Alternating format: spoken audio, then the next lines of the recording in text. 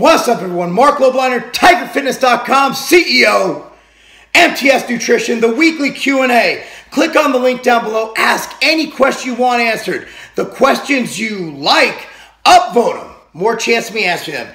Questions you don't like, downvote them. Less chance of me. Hell, a question might not have any upvotes or any downvotes. I just might think it's something that's really cool to answer.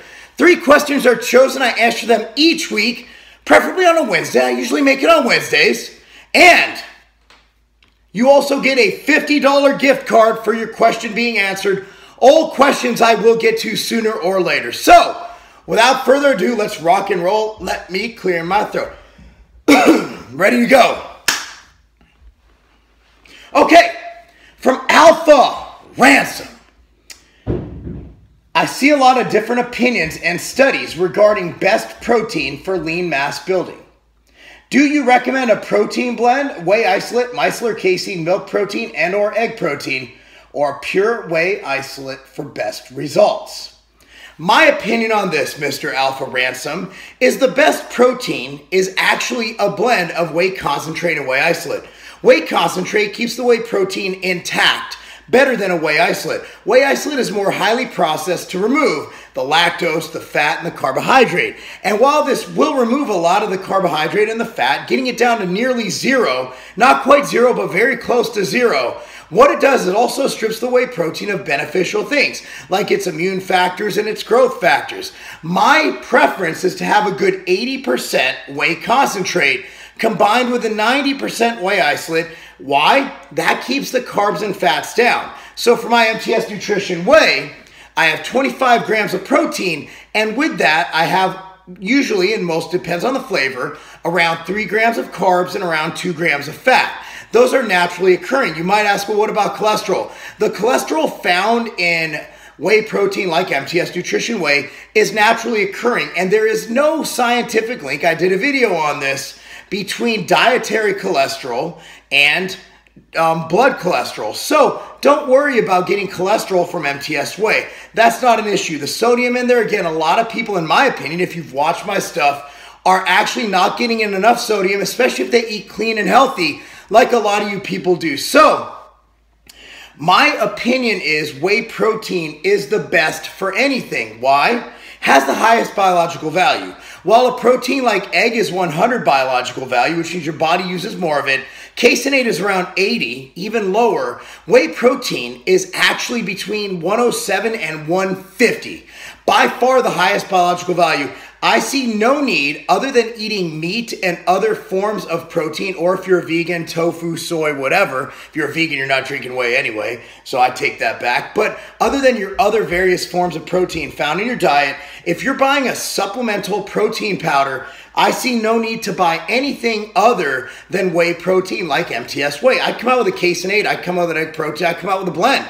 I just don't think they're necessary unless all you're doing is drinking protein in a fasted state. And I know you guys are having carbs and fats in your diet, so it's not going to matter one iota, but you're going to get better results from the biological value, the immune factors. Even if you're dieting, it has an anorectic effect, which means that it blunts your hunger better than other forms of protein. Congratulations, AlphaRansom. You won yourself a $50 gift card. We'll be emailing you shortly.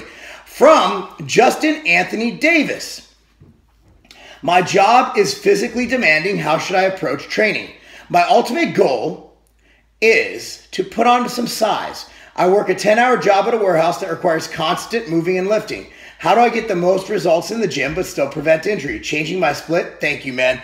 Well, you got to account for total volume. At the end of the day, what you're doing during the day becomes your baseline. It becomes what you do. For example, if my job requires mowing a lawn 15 hours a day, that becomes my baseline.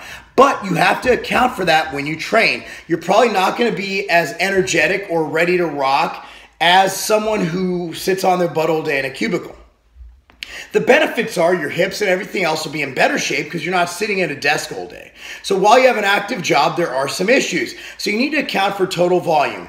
I would recommend someone like you goes hard, heavy, and almost a beyond failure type thing. Doing more volume and more cardio is just going to push you over the top of your training threshold. In fact, there are certain trainers like Charles Staley who recommends that most people who work long work weeks probably shouldn't be in the gym more than 12 hours a week. That's a little extreme for me, and I don't quote me on that. I remember he wrote something like that. Remember, a lot of these I like to answer them like we're talking conversationally. But for me, I would train like everybody else, but I would keep volume to a minimum.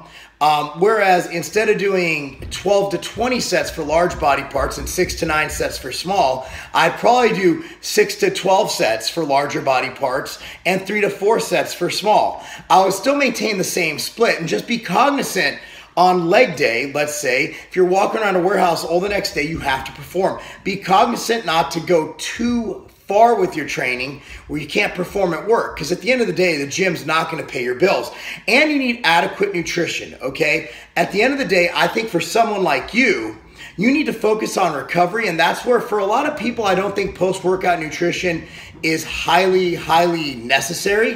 For someone like you, it's all about recovery. So I would recommend, as soon as you're out of the gym, I would recommend you take a shake with Carb 10, MTS Carb 10, MTS Nutrition Machine Whey, and some Ambrosia Overtraining Solution. I believe something like Overtraining Solution would help you with your recovery process, and it has been shown that taking that post-workout shake can increase recovery for your next workout and replacing your glycogen, because you're burning glycogen all day long, walking around that office, walking around that warehouse, rocking and rolling and making that money. You know what I'm saying? But that's what you got to do. At the end of the day, it's not about changing your split. It's about simply knowing that you have an active job and training around it, but not making it where training affects your job negatively. Our warehouse guys at tigerfitness.com, they work out. And, Randall in Vegas, he has a lot of activity. He works out, but at the end of the day, they get to the gym and they account for that. And that becomes your body's daily activity. It becomes used to it. Your body adapts. So over time, your body will adapt to that. But when you go to the gym, start with the sets I recommended, and maybe then you might be able to handle the higher volume that some of the people who sit on their ass all day do, because your body will adapt and overcome, and you can throw in that extra volume. Thank you, Justin. You get $50 for free, tigerfitness.com. From ercekjohn. Say John. How do you feel about pre-workout supplements that contain creatine? Oh, it's from Chris Broman. I have seen this time and time again where certain companies will add creatine or have a creatine matrix to their pre-workouts.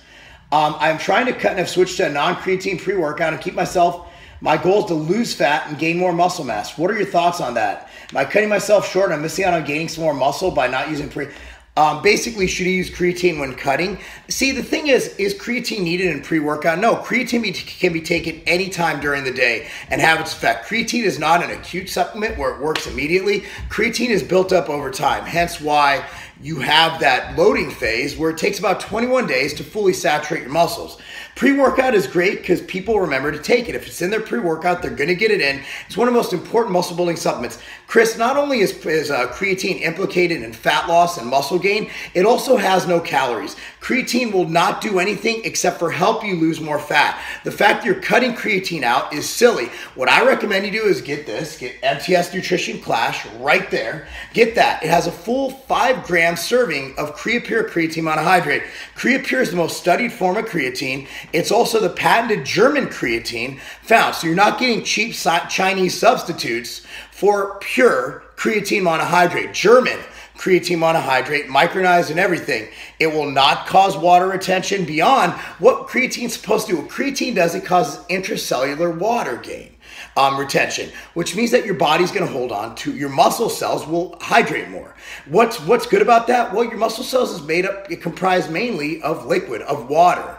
So you need creatine. Creatine also allows you to get more reps and more sets due to its ability to replenish ATP. So by shortchanging yourself of creatine, you are shortchanging yourself the ability to recover and go harder to stimulate more muscle mass, to lose more fat. More reps, more calories burned, more muscle built, more fat loss. Chris, take a pre-workout with a full dose of creatine and never cycle off creatine. Creatine should be taken year-round, 5 grams a day, 2.5 to 5 grams a day. Or if you're already saturated, just taking Clash on workout days, when you work out 4+ days a week is good to go. I'm Mark Lobliner, TigerFitness.com. That link down below, ask some questions, and that's not a game.